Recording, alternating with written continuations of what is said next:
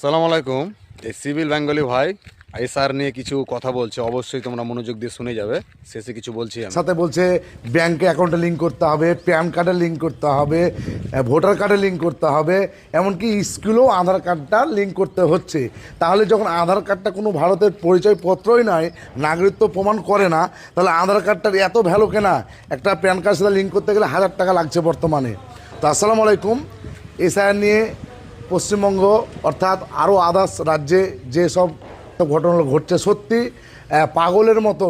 ইলেকশনের যে কমিশনার আছে তার কথাবার্তা পুরোই পাগলের মতো।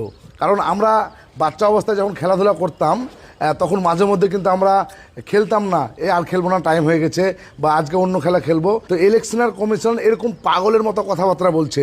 একবার উনি বললেন 13টা ডকুমেন্টস প্রযোজ্য হবে এই এসআইআর এর জন্য।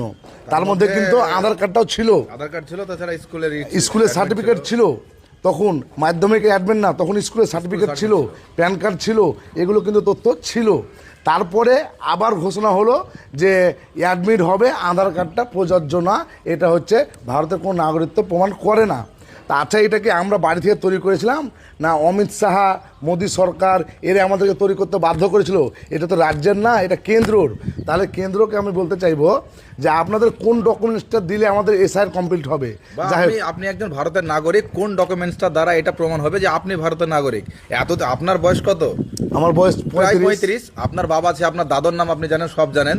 তো একজন ভারতীয় কি হিসাবে কোন একটা কার্ড দেখালে পারে একজন পুলিশকে হোক বা একজন আধিকারিক, যে কোনো মানুষকে দেখালে পারে হ্যাঁ আপনি একজন ভারতের একজন নাগরিক, আপনি চলে গেলেন? দেখি এরকম কি আছে ভারত। আর একটা কথা হচ্ছে কি, আপনি গত 2 দিন আগে 8 তারিখ অর্থাৎ 8 তারিখ আপনি ঘোষণা করেছিলেন যে মাধ্যমিকে যে অ্যাডমিট আছে সেটা সাবমিট করলেও হবে।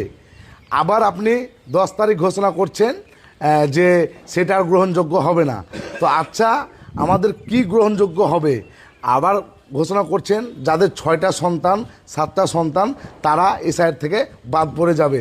আমরা কি পাগল পেয়েছেন? মানে আমরা পাগল?